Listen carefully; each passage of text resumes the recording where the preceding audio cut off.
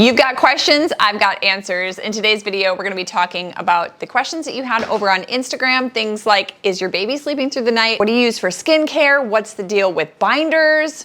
All the things. I'm gonna go over your top questions and I'll hold nothing back. Hey, I'm LB. I'm a 40-year-old Midwest mama of 7, married 15 years to my sweet Burris. Together, we work at home and raise our babies as first-generation Christian entrepreneurs. On my channel, you'll get a glimpse of wholesome living, good deep family chats, and be inspired to step into the calling that God has for you and your family. So you asked a ton of questions over on Instagram this week, and so I'm just gonna run through them with my cup of coffee, and I'm gonna share with you how I navigated some of these things. I'm super, super glad you're here. Number one question that came in this week was about my daughter, Melly. My daughter, Melly, Melly, come here. So this is my beautiful daughter, Melly. Can you say hi? Hi. And she actually had her big teeth starting to grow in behind her baby teeth, and her baby teeth were not very wiggly at all. It kind of hurt when they did the shots. Yes, but you had such a good attitude. Do you feel like you laid down your piece? Kinda. Did you? You didn't seem very afraid. Do you like to pretend like you're being brave? Yeah. Yeah. What I was mostly concerned about was that her teeth, her big teeth that were now, can you smile? So her teeth that are in now, her big teeth that were behind her baby teeth, were causing a underbite. And so she had her baby teeth beyond her bottom teeth, and then she had her big teeth behind her bottom teeth. And so she had a gap, and so it was really starting to affect her bite. And what was really interesting was that they were talking about the shape of her palate and how that biting was actually changing the strength of her upper palate. And it was actually starting to weaken her upper palate, and her bottom jaw was having to work a lot harder. And so what we noticed was she was breathing a little bit stuffy. She definitely gets this, we call them the sniffies. You got the sniffies. You got the sniffies. And more mouth breathing and things like that. And so it was a culmination of things that were happening that made us decide that maybe we needed to go take her in to go see the dentist. And I'm so glad we did it. You really were super brave. I was nervous when we first got in. Yeah, but you were so friendly. All the doctors were like, she's amazing, she's so fun. And I thought you... And she literally guessed my age the first time. Yeah, I'm not surprised. You were so friendly, and she wore her dangly earrings, and we were in there for maybe 40 minutes tops. And I think it was 30. Yeah, and then like the first 20 minutes were just spent taking x-rays and taking a look inside of her mouth. And then by the time that they had her ready to go, they just went in and were like, bloop, bloop, bloop, bloop. And we came home, and you haven't hardly had any pain, huh? It's been really good. I love you. I'm so proud of you. It's better with these teeth instead of the two front teeth in front. Yeah, you had like shark teeth. Tell me how it felt eating when you had all those teeth. It was pretty hard because I couldn't eat on the sides. Yeah, because you had like one tooth that was like kind of wiggly, and so every time you touched it, what would happen? It would sting and hurt. Yeah. So her eating is much better now. Give me a kiss. I love you. Thanks for being in my video. It was kind of a difficult decision. I wasn't sure how she was going to handle it, honestly. It's funny because when I look back at my own childhood and my experience with the dentist, it's amazing how we bring our own. Like, I was laying down my piece because I didn't want her to walk away with this terrible story of the dentist. But here's something that I find really interesting, and it's really, really helpful. So I'm certified in cognitive behavioral therapy. So I coach my kids. I teach my kids how to take their thoughts captive. It is one of the most powerful tools ever to like help them reframe and experience the world from a much more hope-filled position. And even the Bible tells us to take our thoughts captive to the obedience of Christ. And so we are really talking about coaching around in our house and how to have a sound mind. And so one of the ways that I like to mentally prepare my children is like kind of give them a playbook for what they're going to expect when they go in. So now this is a little bit harder if your children are like ages 5 and under. You have to be, you know, less detail oriented. But with her being 8, she really has, you know, a part of her brain that is available, that understands things, and she has a far deeper memory. And so she was really tracking with me when I said, well, first we're gonna walk in, we're gonna shake everybody's hand, we're gonna introduce ourselves, they're gonna take some pictures. I'm gonna feel nervous. Yeah, we kind of prepped her for what to expect. And I've noticed that when I do that with my kids, they tend to lay down their piece a lot less as well. And so that has really served me. Instead of just throwing my children into a situation, if I can help mentally prepare them for it, they respond to it much better. And it builds trust. You know what I'm saying? The more that my kids can trust me and the more I deposit trust into them, the more they receive it. So I have a couple questions that came in from Instagram about beef liver, and I'll tell you about them now. How much should my 15-year-old be taking a day? So everybody in our family takes beef organ complex. Everybody. The 1-year-old, the 2-year-old, the 4-year-old, the 8-year-old, the 9-year-old, the 10-year-old, the 12-year-old. And so everybody from Melly up, so Melly is 8. Everybody who's 8 and above, they take a full dose of 6 capsules per person. And so then Landrick and below, I usually give my kids yogurt melts with beef liver in it. More on that a little bit later in probably a different video. But mixing it in applesauce, just 1 capsule for the baby is totally fine. And then for Landrick, I'll give them 2 or 3, but it's really whatever they want. They're loaded with nutrients. You can start low, start slow, start with half a dose, work your way up. But if my 15-year-old, like my 12-year-old, she is taking a full dose at 6 capsules per day. So how much beef liver do I take? So I take a double dose. I take anywhere from 12 to 15 capsules per day, but I am postpartum. So I tend to treat myself as a postpartum mama for about 18 months after the baby's born. And so my cycle is back, and I will tell you, I have so many testimonies of women who have pain-free periods because they have lots of vitamins and minerals on deck through food like beef organs. So when you are in pregnancy, your baby takes about 4 pounds of vitamins and minerals from your body during pregnancy alone.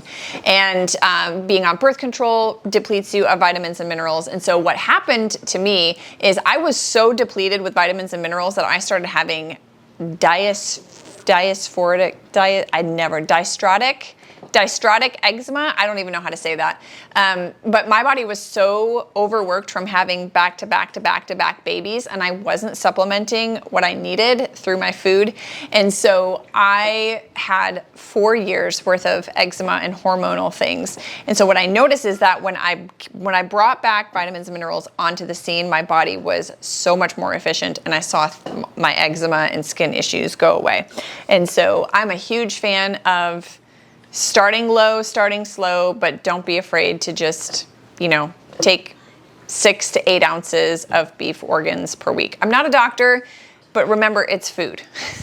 Most of the time in the United States ships out organ meat to other countries because our country doesn't eat the treasures that is organ meat. And so I'm sure you've heard a lot about nose to tail, but believe that bio-individuality is real, and so definitely check with your own doctor, check your blood work, do all the fun things. Okay, if you have any more questions about beef organs, drop them in the comments below. Another question that came up was my skincare routine. So I keep things really easy. So I use a essential oil toner that has peppermint and frankincense in it, and it's from Young Living, and the bottle looks like Skin So Soft from Avon. Y'all remember our mother's MLM?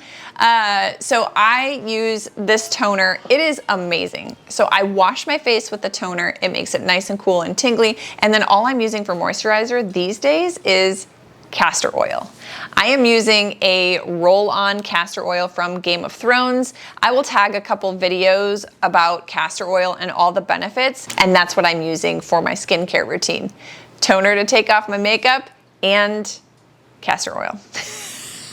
That sounds so simple, but I get lots of questions like, how is your skin so great? Well, vitamins and minerals through my multivitamin, and then just castor oil. It's weird, but It really, really works. Okay, so another question that came in is, do you sleep train your babies, and is your baby sleeping through the night? So I tend to shy away. I lay down my piece when it comes to talking to moms about sleep and sleep training. There's so many opinions on the internet, but as a mom of 7, all of my children are now sleeping through the night. Our youngest is 12 months old, and he now, like, I can lay him down and put him to bed. He goes down between 7 and 7:30, and he puts himself to sleep, and it's wonderful. For the most part, he's sleeping through the night like 5-6 days a week, and then sometimes if he's experiencing a milestone like walking, crawling, getting teeth, or things like that, he might wake up in the middle of the night. In fact, last night he was awake from about 3:30 to 4:30, and so I was up with him. But he does go back to sleep. And so I thought I'd share with you how I sleep train my babies and how I transition them to the crib. Obviously, if you want a more in-depth like tutorial on that, drop it in the comments below. I'll just kind of barely hit on it. So when I have a baby, the moment that they're born, whether they're born in the day or at night, I start them on a routine to help them understand the difference between night and day. I do this really simply by keeping a super simple 3-step routine from 7 a.m. to 7 p.m. And that is when the baby wakes up, I feed them, I change their diaper, and then I let them fall asleep on their own.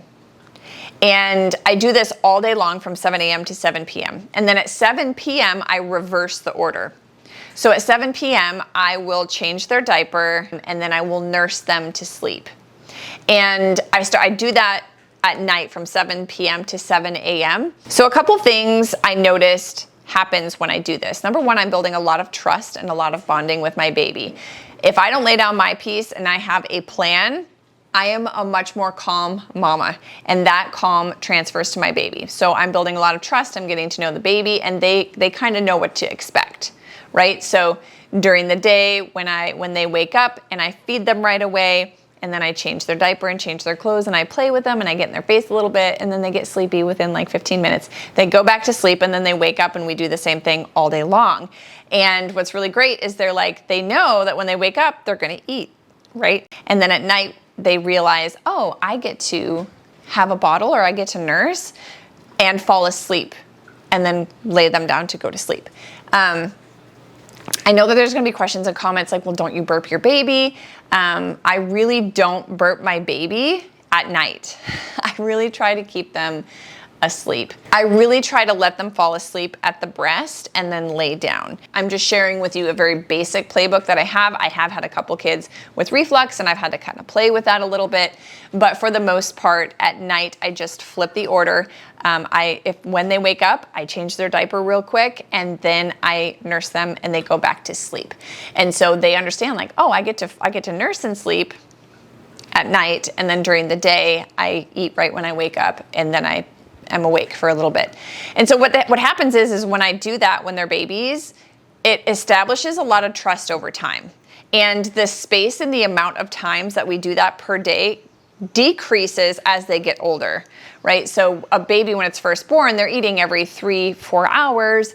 And by the time that they're 2 months old, they're eating, every 5 hours, or, and they start to eat more and tank up more and then go longer in between feedings. And so as they continue to grow, they're still on a really great schedule.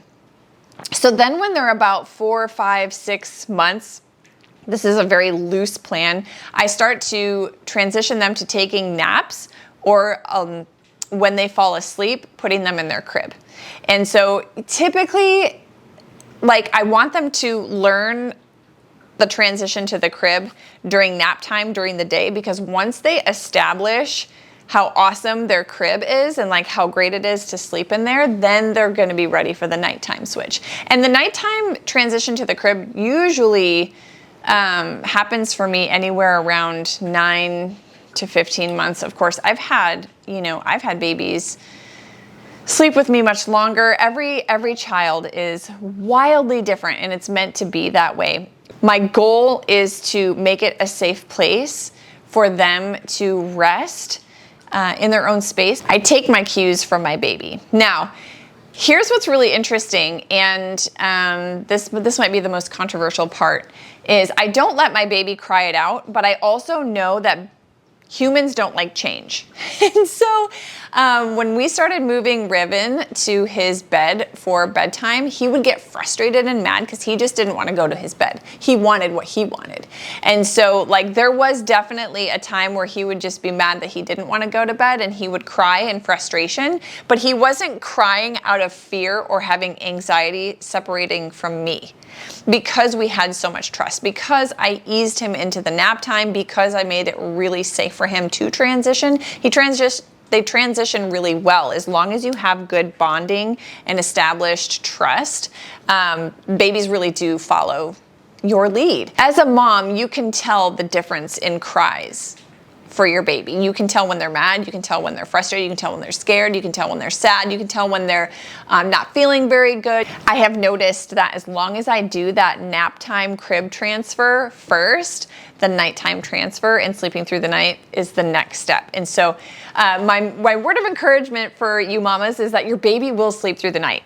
You don't have to worry about it. You don't have to lay down your piece. Your baby might take longer to get to that place, but they will eventually get it. Like I said, I have 7 kids. They are all sleeping through the night. And I guess it's time for another baby. I'm just kidding. Not kidding. How do you teach kids how to swallow pills? This is a great question. So I don't, let me grab a couple supplements here. Okay. So here's how I taught my kids how to swallow pills. For some of y'all, you're just never gonna get it. Like you're gonna gag and it's fine. We love you, it's fine. Some people just really have a hard time taking pills. But here's how I taught my kids, and maybe it'll bless you. So you have 2 different kinds of pills or supplements usually. So here I have what I call a sinker, and I have a floater. And so the sinker, if I drop this in a cup of water, it would drop to the bottom because it's really heavy. So when I take this, I'm gonna put this in my mouth, take a drink of water, and I'm gonna swallow with my head leaned back like this. So the supplement drops to the back of my throat, and then I can swallow much easier. Now, you cannot do the same thing with a capsule, because if you were to drop this in a cup of water, it would float to the top, right? And so if I were to lean my head back, the pill is going to float up here. And so it's gonna be much harder to swallow. That's when you can gag, you can get it stuck. But if you put this in your mouth, take a drink of water, and lean your head down, the same thing is true, it will float, but it will float to the back of your throat, and then you take a drink. And it's much easier to do that way. So sinkers and floaters, know the difference between the 2. Floaters, put your head down. Sinkers, put your head back. Easy breezy, lemon squeezy. Some of you guys had questions about my vitamin drawer. So I have a supplement drawer that has a few of my favorite things. Beef organs, B vitamins, beef organs, B vitamins. I have Comfort Tone, which is great in pregnancy. I have collagen, fish roe. I keep my stash really simple. I really only order from 3 companies. I like the Easy Button. I have a lot of complex moving pieces. Having a family of 9, we have a lot of people to take care of. And so I've boiled it down to my 3 favorite companies for supplements, and I keep it simple. So I order from Young Living Essential Oils. Their supplements are infused with essential oils. So they have more bioavailability. I love their stuff. And they actually just came out with magnesium. I'm super excited to try that. And then I order from Paleo Valley. They're a very clean company. That's where I get my beef organ complex. I also have fish roe and vitamin C and mushroom powders and things like that. Super great and clean. And then the 3rd company I order from is Cellcore. Now, the only thing I order from Cellcore right now are binders, which some of you guys had questions about binders and why I would take them or why you would take them. And these you do need a doctor's note. If you need someone, I have a friend who is a doctor and she has a code. I have friends who have taken the Cellcore Parasite Cleanse and they loved it. So to each their own. I haven't tried that yet, but binders, for life. So binders, the way that I use them, I have one here that's for radiation. We are exposed to EMF like crazy between your Wi-Fi and radiation from just cell towers and being out in where there's Wi-Fi everywhere. We are inundated with radiation everywhere we go. This is gonna sound crazy and conspiracy theorist, but we're friends here. We're friends here. So the reason I got the radiation binders is because the last 12 to 18 months, we've had some really strange sicknesses go through our house where like all of us would be vomiting, like all of us. And every symptom that we were having, it was like vomiting, fever, sore throat. We were just getting, like, we normally rarely get sick, but we were really getting hit hard. And all of the symptoms lined up with radiation poisoning. So that's what I got these for, to be completely honest with you. And then the toxin binders are amazing because, again, so I've just noticed they've been spraying things in our sky for the last couple years here where we've lived in Oklahoma. So these clear out things, toxins, environmental toxins, and they also help to eliminate heavy metals and things like that. So binders are gonna be like the new supplements. I don't know. We just want to be healthy. And I find that the binders help to bind the toxins from our body and help to flush them out. I'm a huge fan. I really like Cellcore.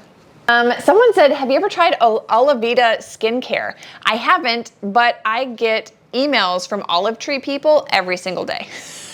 I am so hooked on castor oil right now that I'm set in my ways.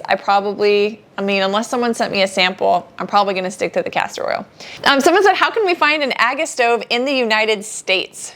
Great question. So I used Facebook Marketplace and I put on a 250-mile radius, and then I moved the radius all around the United States until I found what I was looking for. So you can find them, and they're priced anywhere from $4,000 to $10,000. Is it worth it? Yes, I love it. Okay, someone asked me, are you still doing business coaching? And how do I grow my Instagram? Yes, so I help people navigate their mind mess. I help people break up with worry. That's what I like to do, is I like to help people get to a place where they can make decisions from a position of peace, because rarely decisions made from worry or anxiety or scarcity or lack, if you're afraid you're not gonna have something. I like to help people get to a place of peace so they can make better decisions.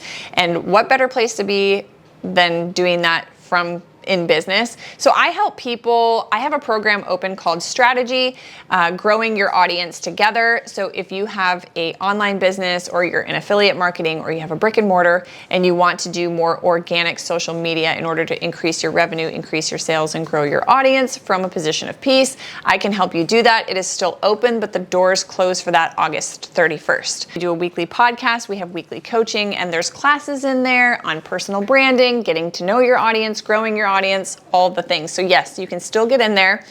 It's really great. I think we have like 250 students in there right now. People are having a great time. How do you grow your Instagram page? So here's the thing, and I think I said this in my last video about MLM. Don't worry about growing the number of people who follow you. Worry about growing the people who are going to follow you in the future. Who can you help? Who can you serve? So when I go up and show up on Instagram, I'm not looking to gain more followers. In fact, I think I've lost like 3,000 followers in the last 3-4 months.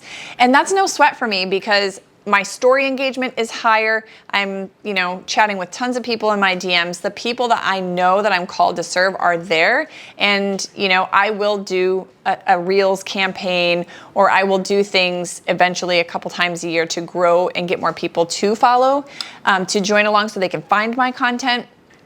But I focus on growing people and making sure that I'm serving people from a position of peace. And that is my game go-to for growing Instagram. There's no shortcuts. I always tell people there's no silver bullet in growing your Instagram, only 100 golden BBs. So I'm a huge fan of growing your audience by going live. I love going live on Instagram. It's one of my favorite things to do.